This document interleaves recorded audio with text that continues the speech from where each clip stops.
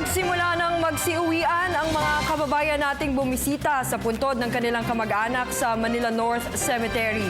Ang sitwasyon doon, silipin natin mula sa ating kasamang si Julius de Samburon live. Papaunti na nga ang bilang ng mga taong bumibisita dito sa Manila North Cemetery ngayong gabi.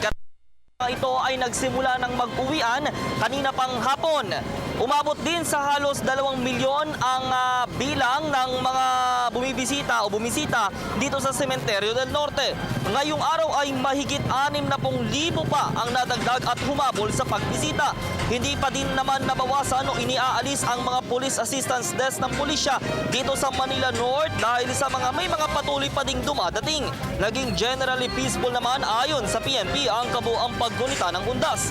Ang ilan lamang sa mga naging problema ay itong mga nawawalang bata na agad din namang nahanap agad ng kanilang mga magulang dahil na rin sa mga meron itong name tag o nasuot at paging area naman at police assistance desk ang dito sa lugar na handang umalalay at umagapay sa mga magulang na naghahanap ng nawawala nilang anak. Ang Child Name Tagging Scheme ay programa po ng pamunuan upang hindi mawala ang mga bata sa oras na sila ay bumibisita. Narito ang report. Tuwing ganitong mag-uundas, bukod sa pagpapaalalang huwag nang magdala ng mga ipinagbabawal na gamit ay pinapaalalahanan din ang mga magulang na may mga daladalang bata na hawakang itong mabuti at masdang palagi. Dahil sa exodus ng mga taong bumibisita, pangkaraniwan ang nagiging problema lalo dito sa Manila North Cemetery ang mga nawawalang bata. Kaya may alok na libreng name tagging ang pamunuan at ilang volunteer groups para sa mga bata. Meron naman dyan free name tag. Lagi namin sinasabihan. Meron tayong free name tag para ang bata kung sakaling mawala, ma-identify, makikilala kagad. Pangalan at cellphone number na sa ganun, pag nawala po, madali pong makita kanilang mga magulang.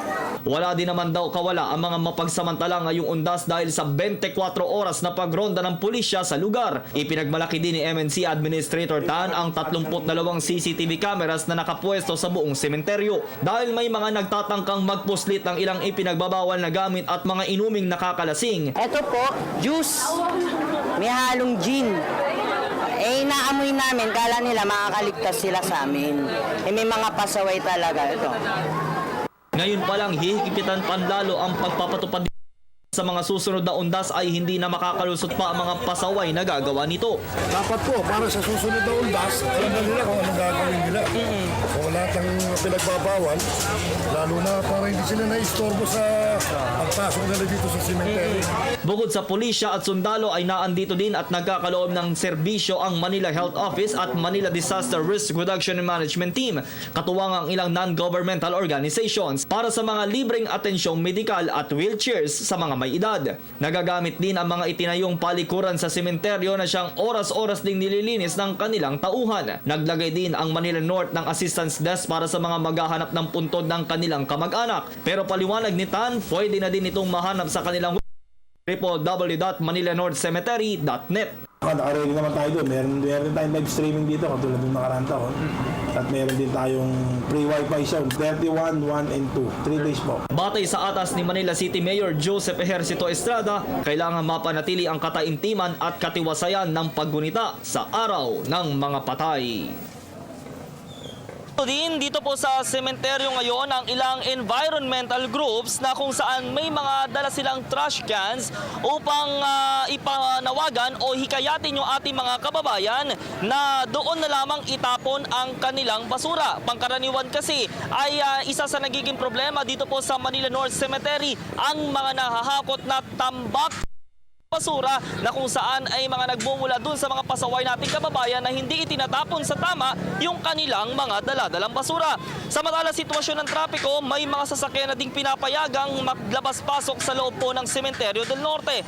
Mahigpit na din namang binabantayan ngayon ng mga otoridad ang sitwasyon ng trapiko sa paligid po ng sementeryo kung saan ay unti-unti na pong nagsisikip itong daloy po ng sasakyan mula pa lamang po sa may area po ng A. Bonifacio patungo po sa may harapang bahagi po ng Manila North. Sa mga sandali pong ito sa ating nakikita ay nagkakaroon na po ng light to moderate traffic situation ang lugar po ng lungsod ng Maynila patungo po galing po dito sa Manila North Cemetery. Yan ang mga Dimasalang, Dangwa at maging po sa may bahagi ng Blumentritt. Nagsisimula na din ngayon pumwesto ang ilang vendors at tricycle dito sa labas ng sementeryo. Sa pakikipagtulungan sa Manila North Cemetery sa pangunguna ni Administrator Daniel Tan, Manila Parks and Development Office Chief Arsenio Lacson Jr. at ng Manila LGU kasama ang Unit 4, Julius de Samburon, Telebisyon ng Bayan. Maraming salamat, Julius de Samburon.